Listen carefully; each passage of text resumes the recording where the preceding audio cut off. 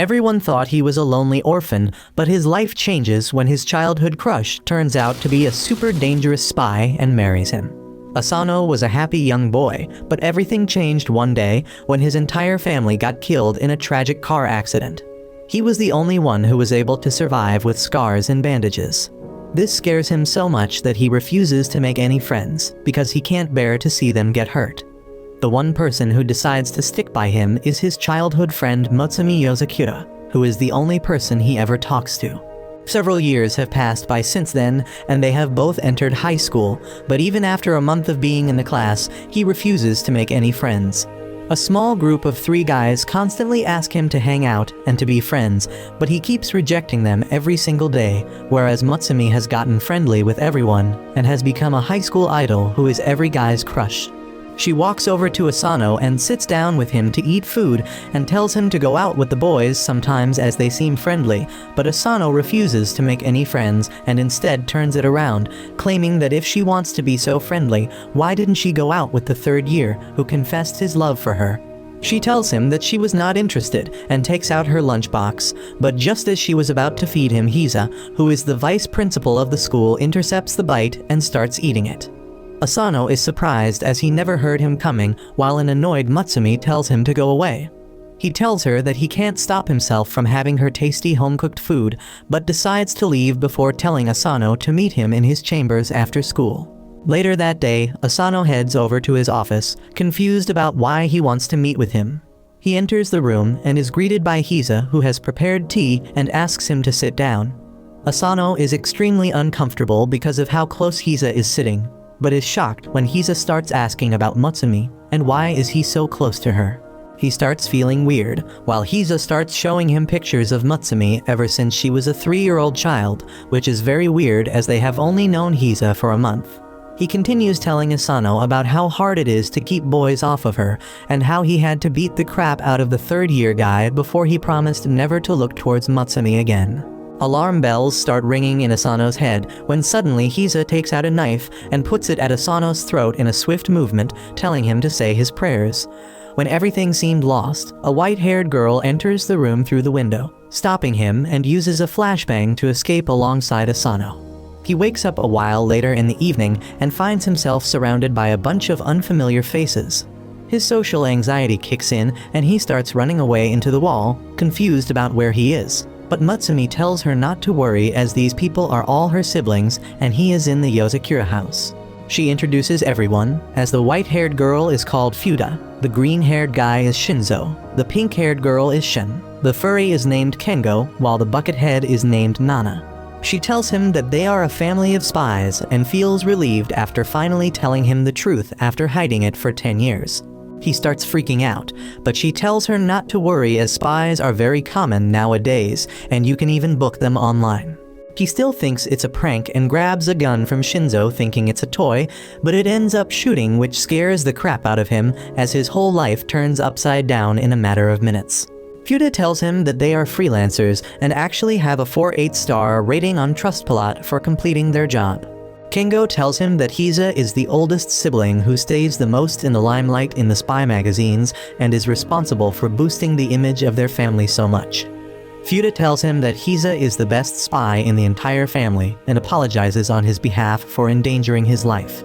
She tells Asano that when Mutsumi was a child, there was a big accident in which she got terribly injured and Hiza took all the blame on himself. Ever since then, he has become obsessed with the job of protecting her sister no matter what. But all these years he let Asano slide because he was a childhood friend. It all changed recently when they got an online tip on Twitter about someone planning an assassination for Mutsumi. This gave Hiza the excuse to get rid of Asano as well. Suddenly an alarm starts sounding in the house, and everyone starts getting on their feet as Fuda tells him that Hiza must have entered the house to finish him off. Asano starts freaking out, but she tells him not to worry as he is probably the safest with them, but honestly tells him that even while fighting 5 against 1, their average win rate against him is only 30%. She turns towards Asano and tells him that the only way his life would truly be safe is if he marries Mutsumi right now. She explains that their household has an unbreakable rule about not killing any family member and even Hiza wouldn't break this rule. All Asano has to do is to exchange rings with Mutsumi and the marriage would be complete and they could live as a family. The word family triggers his PTSD again, and he starts breathing heavily, but Mutsumi tells Futa that it would be very cruel to Asano, who is scared of making connections with people. Futa apologies for being insensitive, and all of them start getting ready to beat Hisa up, when suddenly they notice that he has already entered the room and is sitting between them. He turns toward Shinzo and tells him that he destroyed all his traps and tells them to hand Asano over, but Futa steps up to him and grabs his tie. She starts swinging him around the air before slamming him to the ground as Shinzo uses his robot arms to pin him down and Nana takes some steroids to punch him in the face, while Kengo and Shin take Asano away with them. Unfortunately, Hisa is unhurt and uses his special move to blast both of them away while he stands up, telling them that they leave too many gaps in their attacks. Asano is stunned to see how strong these people are, while Futa tells them that she will buy them some time. She runs over to him as Hisa starts using his spider wire ability to block all her attacks before tying her up to the roof. Shin tells Kengo to hide Asano somewhere while she takes out her phone and activates some drones that descend from the ceiling and start shooting at Hisa. Meanwhile, Tengo takes them to a different room and together with Mutsumi, they put Asano behind a hidden picture frame. A little while later, Hisa enters the room after destroying all the drones without a single scratch on his face, only to find Mutsumi and Asano together in the room. He tells her to hand the boy over, but she starts running towards him with a gun alongside their dog. But Hisa is leagues above them and ties her up with her wires before removing her mask to reveal Tengo inside. Knowing that it's of no use, even Mutsumi reveals himself wearing Asano's disguise and tells Hisa that Asano is of no danger to her, but Hisa tells him that there is only one way he won't harm Asano, and that is if she agrees to never leave her home. This catches her off guard as Hisa starts walking towards her, telling her that she will never have friends, never have any romances, any fun, and even will lose her internet privileges, but at least this will ensure that she will stay safe forever. He hugs her as she starts crying as she knows there is no other option, but Asano, who was watching everything through a peephole, reveals himself and tells Mutsumi that she doesn't have to do this. Hisa tells him to piss off as he has no use of him anymore, but Asano shouts at Mutsumi to give her the ring as he is ready to make her his family. Mutsumi cries tears of joy as she takes out one of the rings and throws it towards Asano, who jumps forward to grab it, but to their dismay, Hisa is much faster and uses his spider wires to trap both him and the ring at the last moment. Just when Hisa thought it was finally all over, Asano shows him his tenacity and strength by powering through the wires that cut his hands to shreds, but he grabs the ring and wears it on his finger, completing the marriage and officially becoming a family member as the others watch. Mutsumi hugs him tightly, while Futa tells a distraught Hisa that now he can't hurt Asano and will also have to train him so that he can protect Mutasumi at all times. Later that night, Asano gets up to return, and even though Futa offered to drop him back home, he refuses, and decides to head home together as he thinks Hise needs more mental support right now. He lays down on his bed, looking at his ring and thinking about the crazy day he has had before drifting into a deep sleep. The next morning, he wakes up by an alarm, and the moment he turns his eyes up, he spots Hise standing on top of him with a knife in his hands. He tries to shank Asano, but he rolls away just in time to protect himself, which impresses Hise as he claims it was just a friendly test. He asks what the hell is Hise doing in his home, and he replies that this is the traditional wake-up call of the Yozakura family. Asano rightfully thinks that Hise was just trying to kill him, but Hise claims that this is all part of his training because to be a spy, he needs to sleep while basically keeping his eyes opened. He then tells him to get ready for traditional Yozakura morning exercise and uses his wires to completely tie him up in the air. Meanwhile, Mutsumi was making lunch for the day and hears Asano screams, so she rushes up to see what's happening only to find him suspended mid-air, while Hise forces his body parts to stretch. She shouts at her brother to let him down, but Hise simply looks at his watch and tells her that it's time they all left the house. He quickly grabs Mutsumi and their bags before jumping out the window as a bomb explodes inside Asano's house, blowing it to smithereens. Hise puts them down and explains that Asano's house was rigged with a bomb sometime last night. He promises to explain more about it, but tells him to get one thing in his brain. which is the main goal of the family is to protect Mutsumi at all costs. He then tells them to get inside the car, while Mutsumi helps him up. Inside the car, Hise talks with Shinzo, who found out that the bomb was rigged inside the kitchen, which means that the target of the assassination was Mutsumi. Asano is very confused, but Hise replies that information spreads very quickly in their lives, and the news about Mutsumi's marriage has spread like wildfire, and almost everyone knows about it. He is still confused and asks why would they target Mutsumi, and Hise replies that the answer to that is very simple. He claims that Mutsumi is the 10th head of the Yozakura family. Hise further elaborates about their family history, and over the years they always took part in espionage because their bloodline has a special power which gives the Yozakura family children superhuman abilities. According to him, in every generation, one of the Yozakura children are born without any superhuman abilities, and those have historically always been the head of the family. Hise claims that even though the head doesn't have any supernatural powers, they are the only one who could give birth to children with superhuman abilities.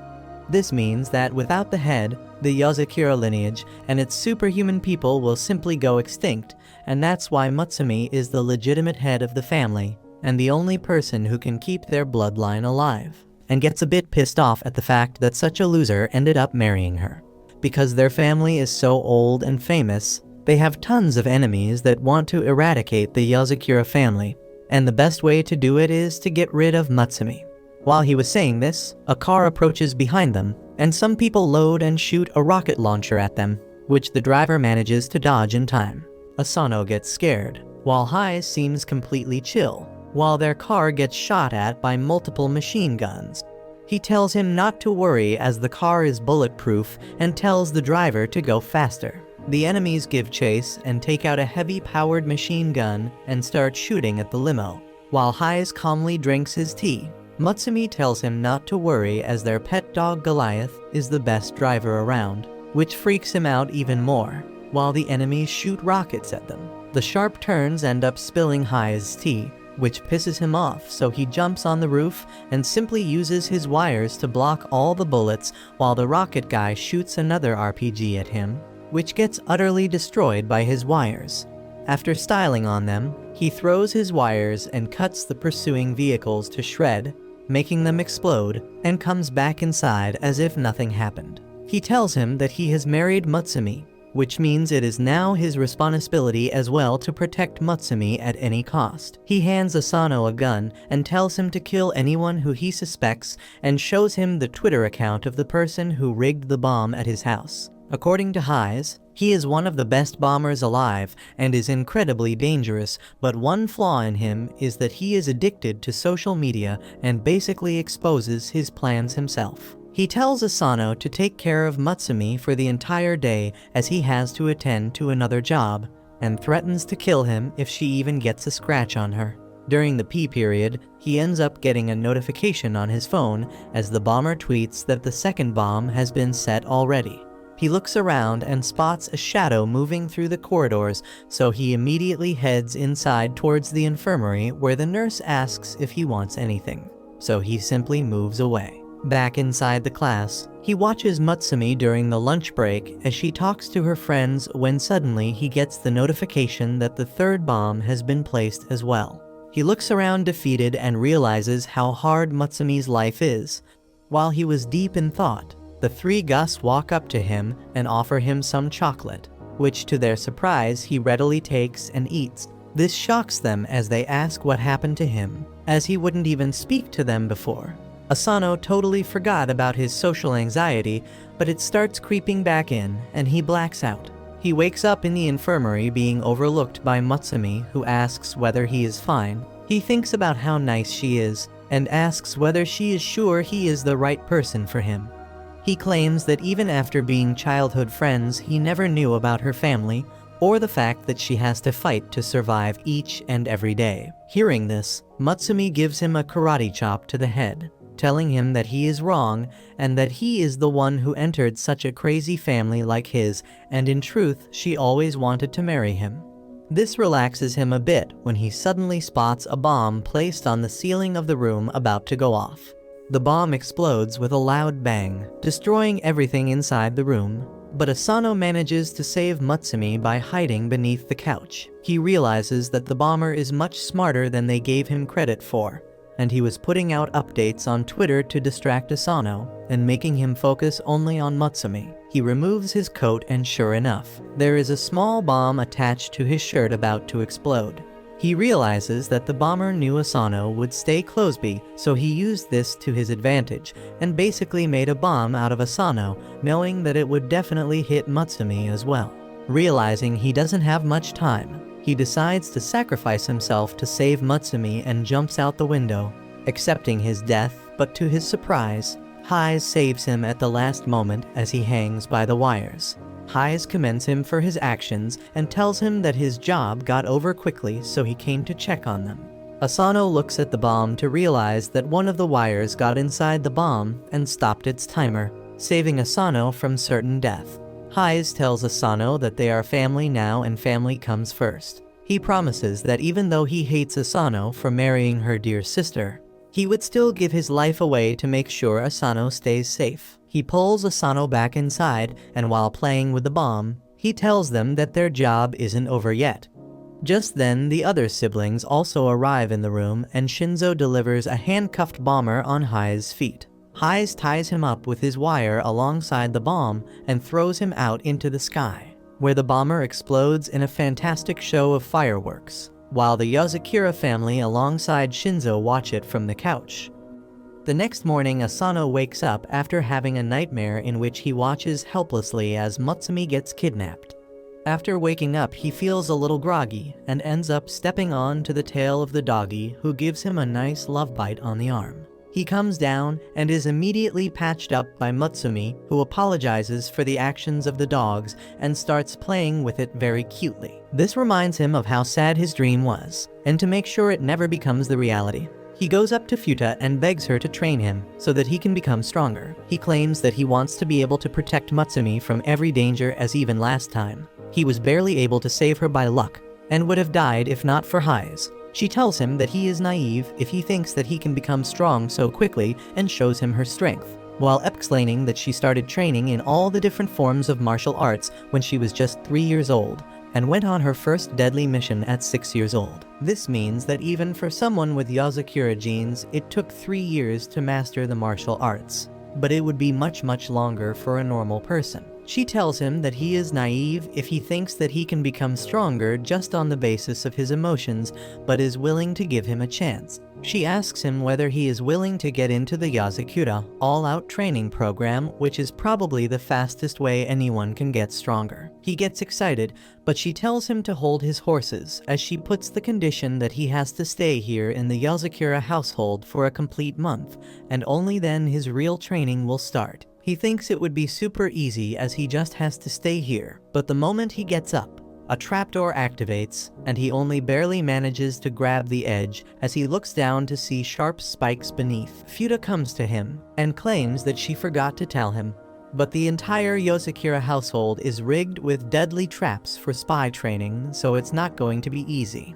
But if he manages to survive, she will train him further. The next morning, he wakes up to the alarm sound of the ugliest looking bird, but because he doesn't wake up in time, a bomb ends up going off inside the room. He somehow manages to get out of the smoky room, but activates another trap as a flamethrower emerges behind him and starts burning everything in its way as he tries to run down the hall. He finally reaches the breakfast table where Mutsumi tends to his wounds, and he asks how does she manage to evade all the traps. She replies that the traps don't activate for her, which surprises him, but Shin explains that the traps are controlled by a computer, and once a person is able to dodge and disable all the traps, they get accepted as a house member by the computer and get the privilege to activate or deactivate the traps. She further tells him that normally a person can probably clear all the traps in 2 years, which is a very long time, but before Asano could argue, he starts feeling a pain in his stomach. Futa looks at him and explains that all the food in this house is laced with a small amount of poison to build the tolerance against it, which won't kill them, but will definitely give them diarrhea. He immediately gets up and runs to the bathroom, only to see that it is completely locked and won't open unless and until he picks the locks and cracks all the codes. From that day on, Asano's hellish daily routine begins, and while everyone else in the family is able to shut the bird down before it could explode, Asano ends up falling victim to it once again. The fridge is covered with lasers, so people need to be careful, but it isn't a problem for Shin, who uses her drones to get what she needs, or Futa, who uses her superhuman speed to get her drinks, but Asano ends up triggering the trap, which reveals a bunch of machine guns that shoot immediately. To turn the TV on, he needs to use a gun and shoot the power button on the remote. But the recoil is way too much for him, and he ends up falling down every single time. At the lunch table, he still is unable to get used to the poison or crack the codes to the washroom, even with Mutsumi's moral support, and when he tries to take a bath. The shower is meant to teach him how to survive Russian interrogation, which he hates. The next day, he goes to school and looks like a total corpse, barely answering any questions. It turns out that he has been forced to wear a 30 kg shirt to help maintain his basic strength even while resting. After another tiring day, he tries to head back to his bedroom, but spots Mutsumi, who has slept while working on the desk. He puts a blanket on top of her, and inspired by her hard work, he goes out and starts practicing his shooting skills. Mutsumu ends up waking up and takes him inside, where she offers him some tea and tells him to take it easy as he has already protected her before. She reminds him that once when she got in high school, there were a bunch of bullies who were jealous of her popularity, so they tried to take her into the shed and cut her hair off. But he appeared at the last moment and took the scissors out of their hands. Before he began cutting his own hair, the bullies thought that he was a brain-dead psychopath and got scared away, which saved Mutsumi from getting her hair chopped off. He promises her that he will get stronger and will always stay by her side, and heads back to sleep. A couple of weeks pass by, and he has learned to finally deal with the birds, shutting it off easily, and walks down to the living room by easily dodging the laser traps before he takes the pistol and shoots the power button to turn on the TV. Shinzo commends him for his skills, but Asano replies that he still can't change channels. Just then, Shin arrives inside the room and hands Shinzo the progress report of Asano ever since he came here. Later that day, the tubhead teaches him how to escape the poison gas trap, and he is even able to survive through the basic poisoned food. But when he tires the milk, he ends up getting sick again and runs off to the washroom, only to get stuck with the codes again. Suddenly, they realize that something is wrong and find him barely conscious on the floor. Futa immediately takes him to the infirmary, where they check him out, and it turns out that he got a fever because of exhaustion. She then notices something and tears off his skin, only to reveal that he was wearing a fake bodysuit, while actually he is completely battered and bruised from the training. He didn't want Mutsumu to worry, that's why he asked the furry to make him a bodysuit while getting healed by the buckethead. She tells him that his results were extraordinary and they couldn't have been achieved without training yourself to death. She tells him to chill out and hands him a book about coding. She tells him that he needs to be on bed rest till he has completely read the book, and only then he is allowed to take part in the training again. A week passes by, and finally, he is able to crack the locks of the washroom, making everyone celebrate as he has finally passed the Yozakura House member test and now is accepted by the computer. To his horror, Shinzo takes out a 100 kg shirt, claiming that they can increase the intensity now. While Shin turns the difficulty of the traps from normal to hard, he realizes that his adventures are just getting started, as he has a long way to go before he can protect himself and Mutsumi from every danger. The next morning, Mutsumi cooks breakfast once again, while Asano enters the kitchen trying to put on her undergarments. She looks at him as if he was a freak, and tells him that he should worry about his weird fantasies and desires, as no matter how disturbing they are, she wouldn't divorce him. He claims that this is all a misunderstanding, and he just wants to practice his disguises. Suddenly, a beautiful blonde woman appears in the doorway, asking whether everything was alright. Asano doesn't know who she is, but Mutsumi immediately recognizes that it's Kengo with his disguises. He immediately starts smothering Asano, trying to weird him out, but Mutsumi tells him to knock it off and leave him alone. Just then Hise also appears in the kitchen and asks Matsumi for a goodbye kiss before he leaves, and this was too much as she simply smacks both Kengo and Hise on the head. Later that day, he meets up with Shinzo, who is about to go on a mission alone. Asano asks whether it's a dangerous mission, but he tells him that it's a low difficulty mission as he simply needs to find out information about a counterfeit money operation and it shouldn't take much time. Asano wishes him luck and leaves for the school alongside Matsumi. While walking down to their school building, a ball traveling at a high speed almost hits Asano, but without even looking he grabs the ball and then throws it back with an incredible power. Later in the afternoon, both him and Matsumi head on to the roof to have some lunch. When Matsumi tells him that he doesn't know it yet, but his strength and skills have increased a lot because of the training. He walks so silently now that people are starting to call him a ninja. After that, she asks whether he is free after school today as she needs some help with her work. Asano obviously agrees and heads back home, where she sits down on her desk and starts stamping a horde of paperwork while telling Asano what to do, as he brings more and more documents, which she analyzes at a super high speed, and also finds errors and other problems in them. She makes Asano her paw and tells him to send emails to some of the investors to increase their stocks, while telling Asano to ignore the forged divorce papers that Hise has created to try and break their marriage. While shuffling through the files, she notices that one of the reports by Kengo seems to be incomplete, and because he has done this several times before, she gets pissed and takes Asano into Kengo's room. The room is completely filled with his clothes to the brim where they can't even see anything. Matsumi tells him to come out, and he magically appears on top of his clothes mound, while Matsumi tells him to complete his report and submit it immediately. Kengo doesn't take her seriously and simply starts eating his sushi, while telling Matsumi to stop acting like a grandmother. This pisses her off, and she grabs her handcuffs to lay down some Yazakura-style punishment. Kengo realizes that he is in danger and jumps out of the mound to escape the room. Thanks to his training, Asano has become faster and blocks his way immediately. But Kengo is smarter and forces him to drop his guard by becoming Matsumi. He then runs past him outside, while an angry Matsumi activates the hibernation mode of the house to completely bar it from the outside world as giant walls are erupted all around the house. She tells Asano that there is no way of escaping this house once this mode is activated.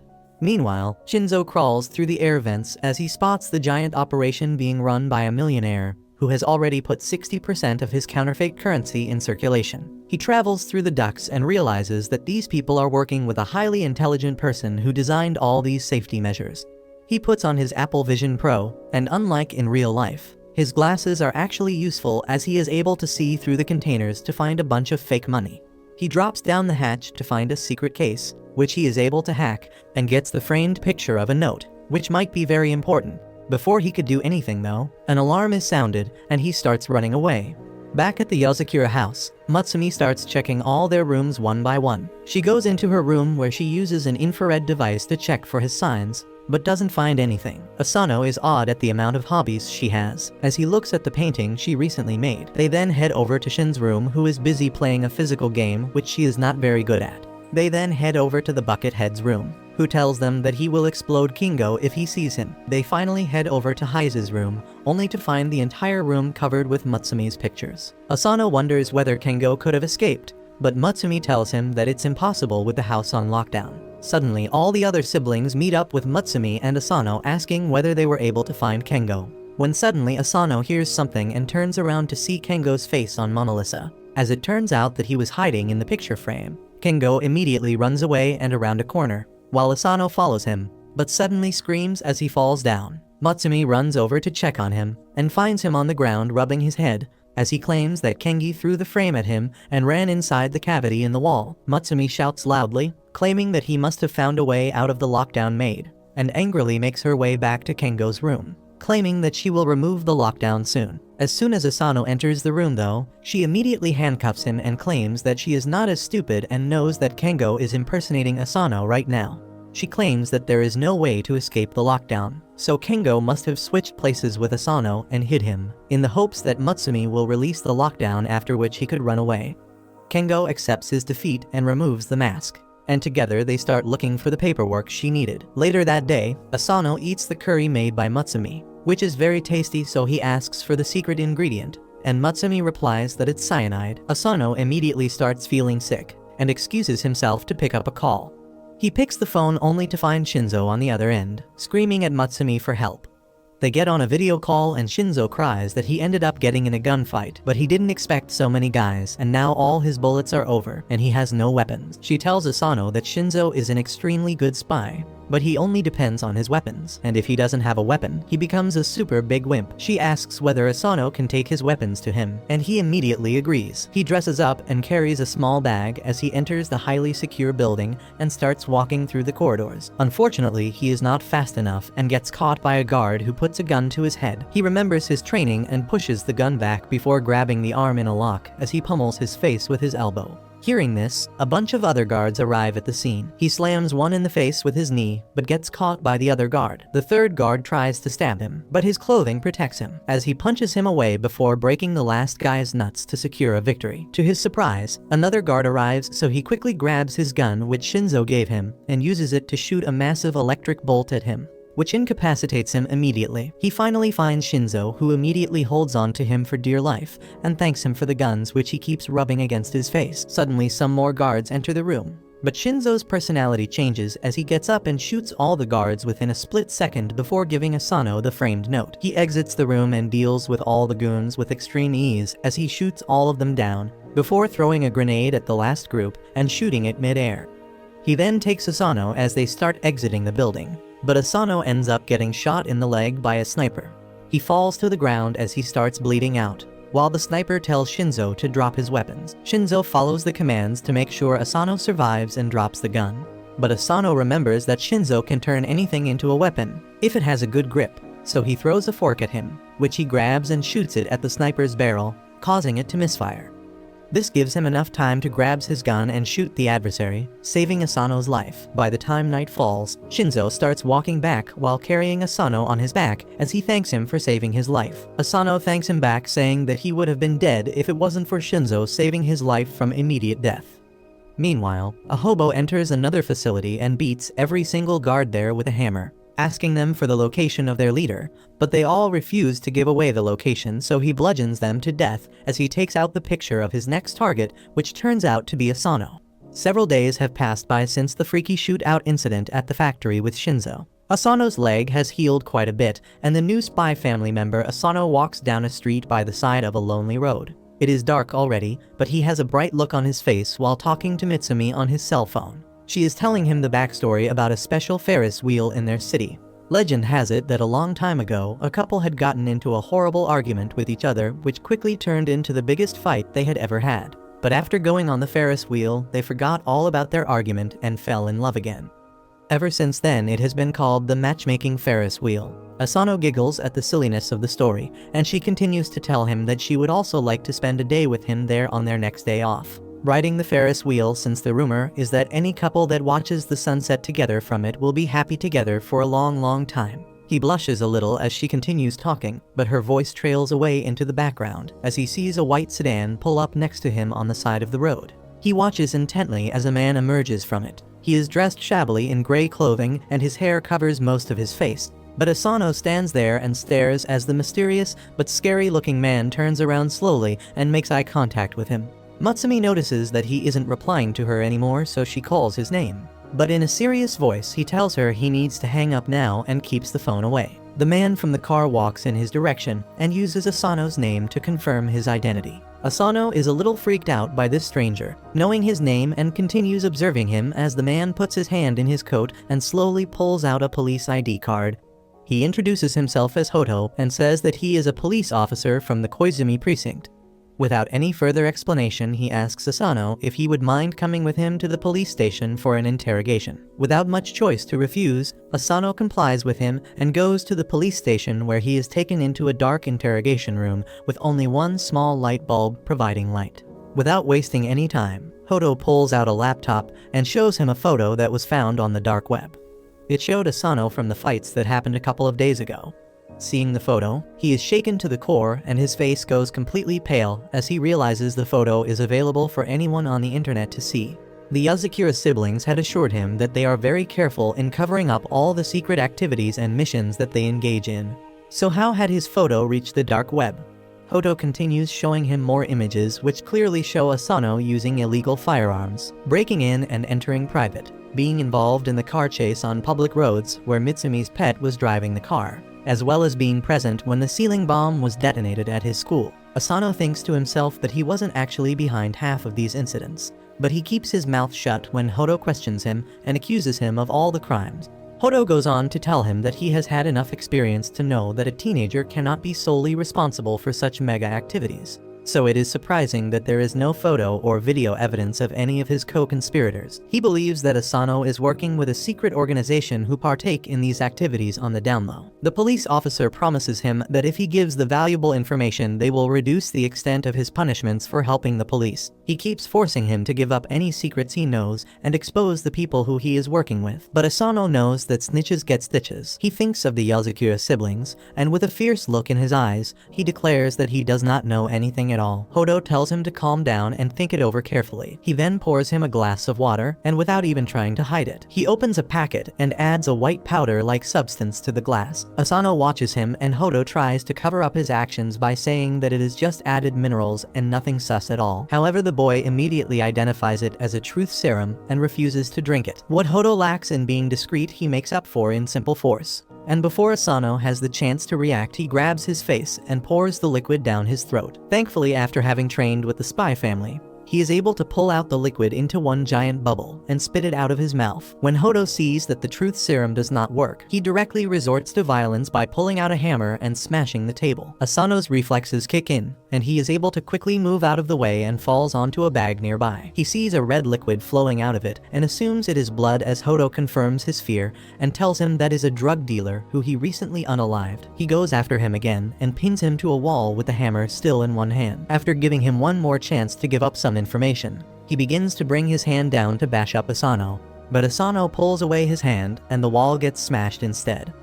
To his surprise, he sees Hisa slyly smiling at them. It turns out that Hodo was an old friend of his who helps to cover up the Yozakura activities. He was set up to test the loyalness and resistance of Asano. As it turns out, he had passed the test with flying colors and impressed the usually emotionless Hodo. The next day at school, Hisa, who is also the vice principal, takes up a class. Asano is beyond exhausted and is doing his best to keep his eyes open, but with the quietness of the class, he is tempted to give in and take a short nap. Just seconds after he closes his eyes, he sees a chalk moving at sonic speed fly right next to his head and penetrate the wall behind. He is wide awake again and using more code. Hisa tells him that he needs to train to fight off the sleep because if he doesn't, he will send more chalks flying his way. Mitsumi tries to fight her big brother and stop him from overworking Asano, but Asano agrees to train his brain to require less or no sleep. Using the duster, Hisa releases a thick smoke that puts the rest of the class to sleep, but Mitsumi is saved by her gas mask. Asano falls asleep, but even in this state, his trained body is able to react instantly and block off any chalk sent his way. With his training going so well, Asano is sent on his first mission to an amusement park to find a couple who are allegedly carrying guns with them.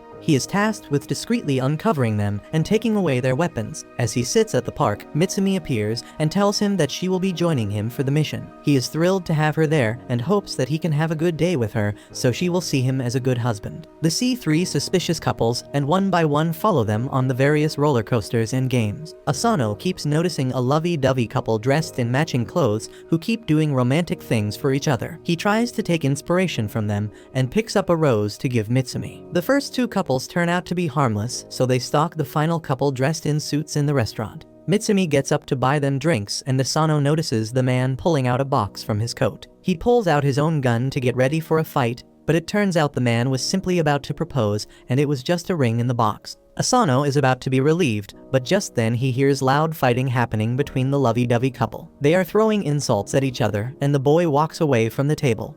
However, in a shocking turn of events, the girl pulls out a gun and aims it at the boy. He pulls and Uno reverse and takes out a gun to aim at her. The restaurant descends into panic and people begin rushing out the door, which Mitsumi also gets trapped in. The psychotic couple opens fire at each other, sending bullets all over the place. Asano ducks under a table to protect a boy there. He draws his gun and swiftly disarms the psycho couple with just 2 of his bullets. They are taken away by the police and the day is sort of saved by Asano. To end their time at the amusement park, Asano and Mitsumi go on the matchmaker Ferris wheel together, where he gives her the rose which was slightly damaged in the shootout. She blushes and takes it as the Ferris wheel rises to show the beautiful sunset. If the legend is true, they might be lucky enough to make it as a happy couple for the long run.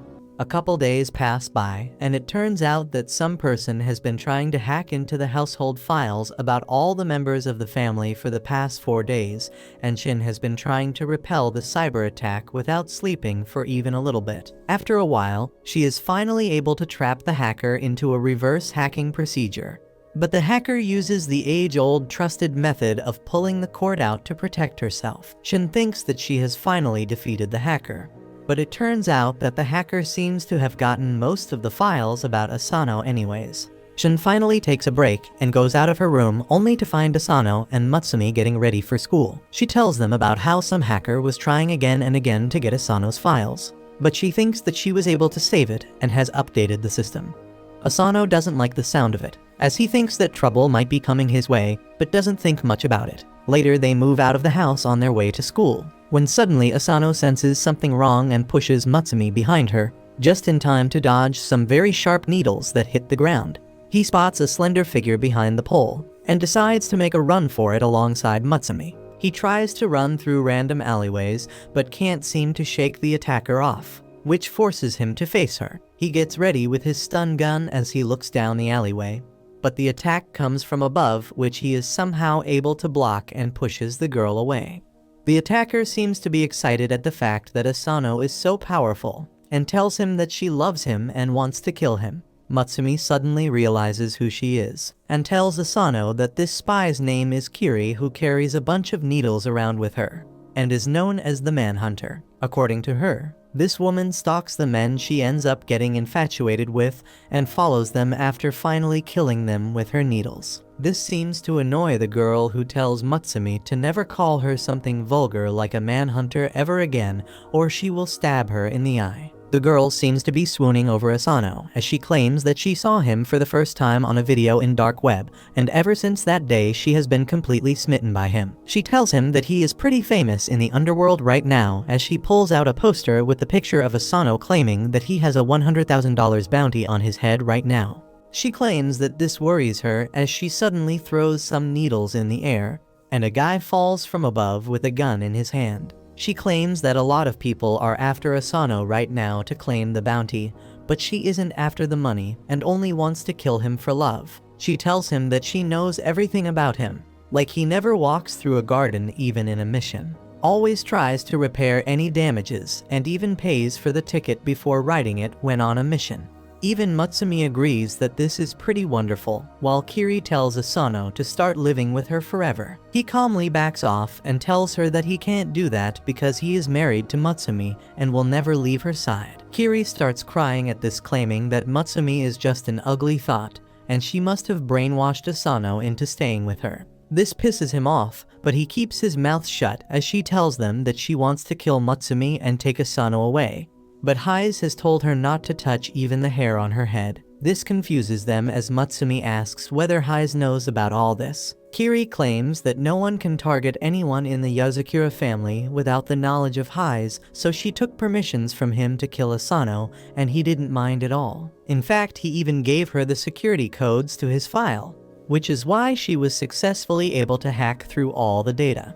She then swirls around and showers them with needles, but they all land around them as she shows how capable she is with her weapons before telling Asano that she will see him soon as she jumps over the body of the attacker and walks away. Later in the class, the teacher announces the arrival of a new transfer student that turns out to be none other than Kiri. She gives a very warm greeting, and the guys already start simping for her. The teacher asks her to sit beside Asano, which scares him, and just as she was running over to the seat, she intentionally falls over and shoots a needle at him, which barely misses him as he uses a notebook to block the hit.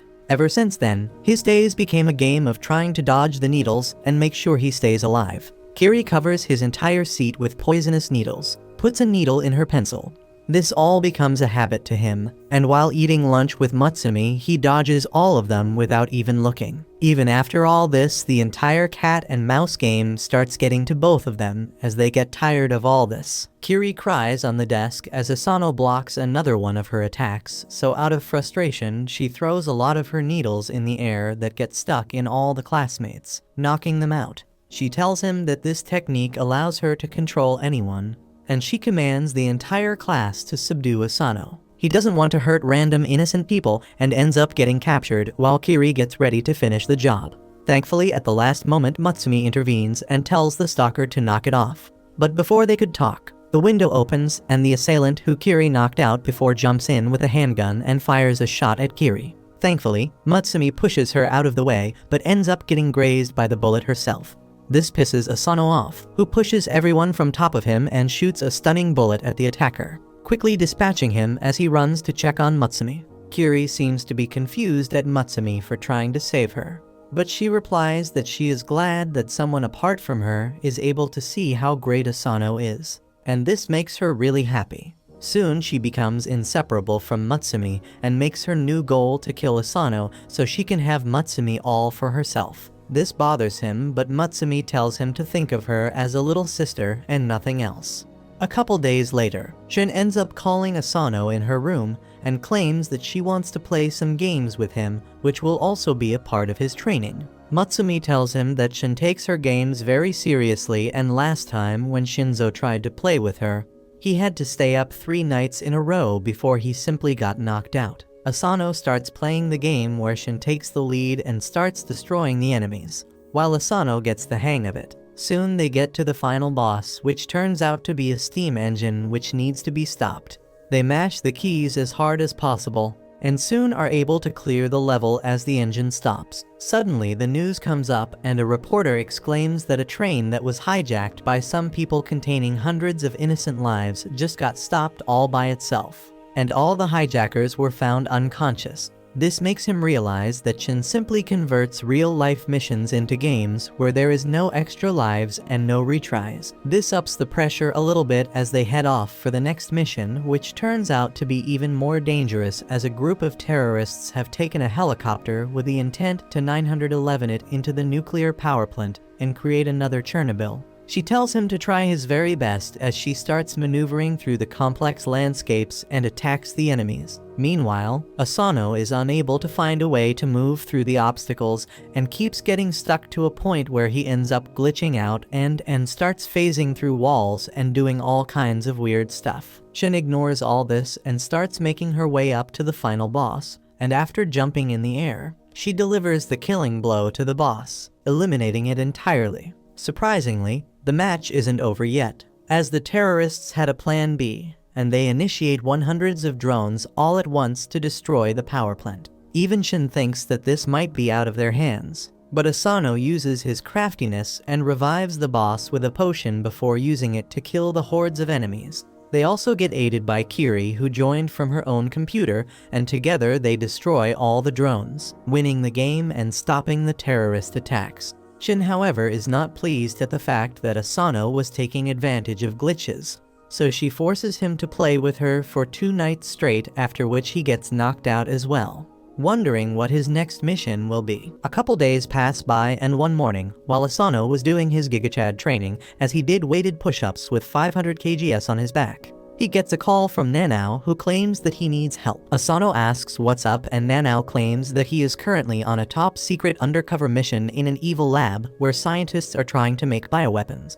He claims that they have already created a pill which, if explodes, can instantly kill everyone outside in a 10 km area. This is all pretty serious for Asano, but Nanao talks about it as if it's an everyday matter. He tells Asano that he used his chemicals to make the entire lab sleep, but he doesn't think it would be safe for him to bring the potent bioweapon outside. So instead, he decides to gulp it down like a champ and claims that a human body has a lot of natural defenses, and his body especially is very good at dealing with things like this and will probably easily neutralize it. The only downside to that is that he immediately starts feeling very sleepy and starts acting like a drunkard. He tells Asano that he needs him to come and fetch him from this secret lab, as he can't let the scientists and the security find him while he is sleeping. Asano immediately asks him about his location, but he only provides him with a half-assed location before falling asleep. Asano gets worried and immediately dresses up before leaving for the lab location. He somehow manages to get inside the general location of the lab, but he finds it a bit weird because this all seems way too easy till now and he has seen no one. He turns around the corner and finds a bunch of guards just unconscious on the floor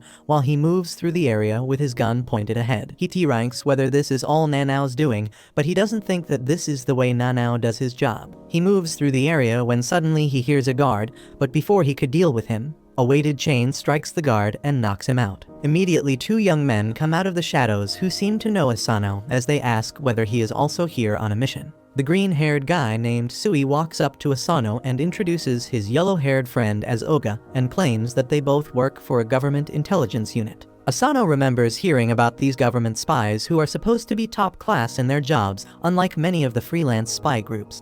Sui claims that they were sent to neutralize the lab and asks Oga whether he can hear anything. Oga seems to have superb hearing as he immediately senses the enemy. Sui starts walking ahead wishing Asano good luck for his mission, but Oga has other plans as he grabs Asano, claiming that they could need some allies.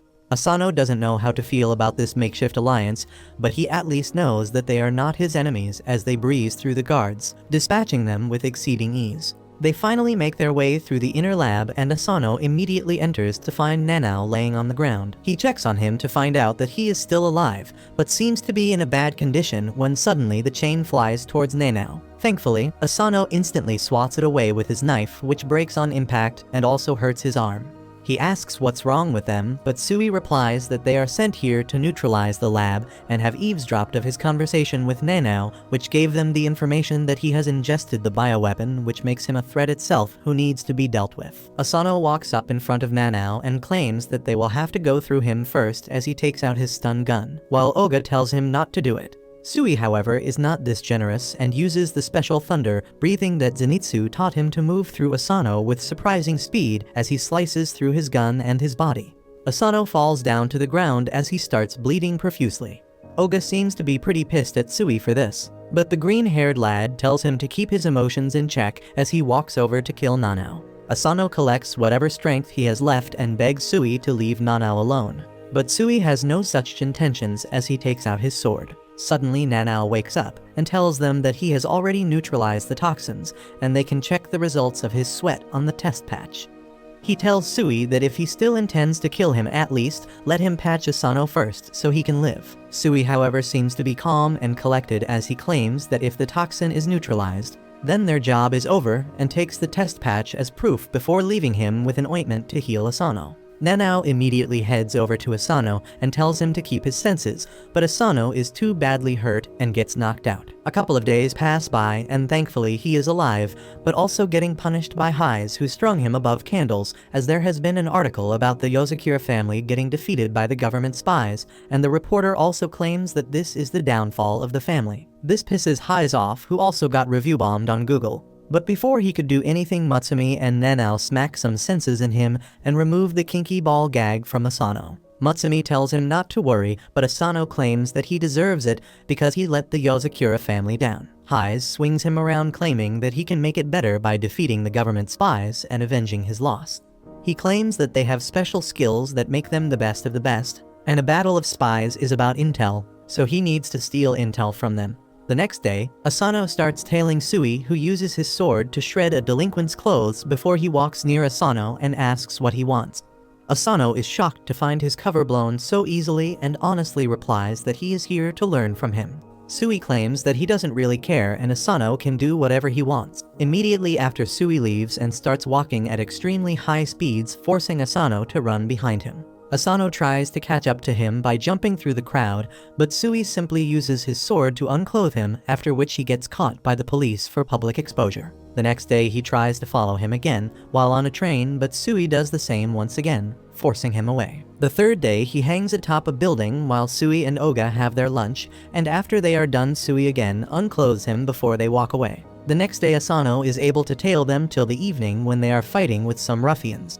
Asano also helps by getting rid of them, which impresses Oga, but Sui again tries to unclothe him, only this time, Asano manages to dodge it a little bit and manages to save his dignity by making sure his pants were still there. Oga laughs at this, which pisses Sui off, and he loots both of them of their dignity right there. That evening, Nanao heads down into the kitchen, only to find Highs chopping some crispy water. Nanao asks whether he has seen Asano, and Highs replies that he found him on the front door as usual without any clothes. Nanao asks whether he put Asano back in his bed. But Hayes replies that he thought Asano would serve better as a chopping board. Nanao punches him away and puts Asano back on the table, where Asano apologizes for being so weak. Nanao tells him that he is a very cool person because he always does things in his own unpredictable way. This suddenly makes him realize something about Sui, and he goes on to tail him another day. This time he manages to do so for a full day, and by the time night comes, Sui attends to his last task of cleaning a gravestone and commends Asano for being the first person to tail him for a full day. To give him the proper respect for that, Sui claims that he will treat Asano as an equal and finish him off. He takes his sword out and attacks Asano once again like so many times before.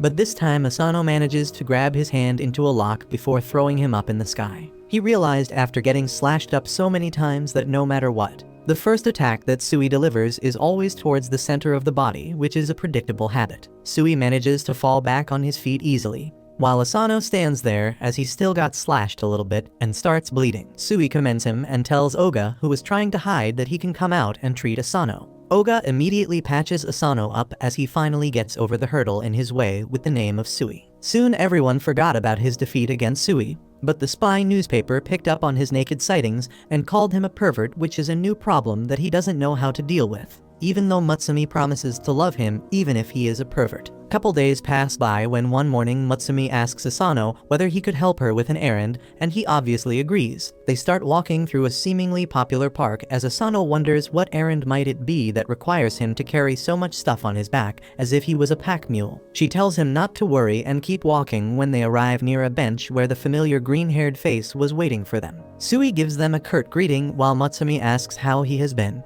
Asano can't get his head around what's happening and asks what all this is about. Mutsumi claims that they have some work with Sui and that's why she came here. But Asano still doesn't understand and asks whether she knows him. Mutsumi smiles and tells him not to worry about Sui as he is just a friend, which makes Asano worried as his ex said the same, but Mutsumi claims that you meet a lot of people when you are in the spy business, so it's okay. They all start walking as both Sui and Mutsumi talk, while Asano walks behind them like their servant.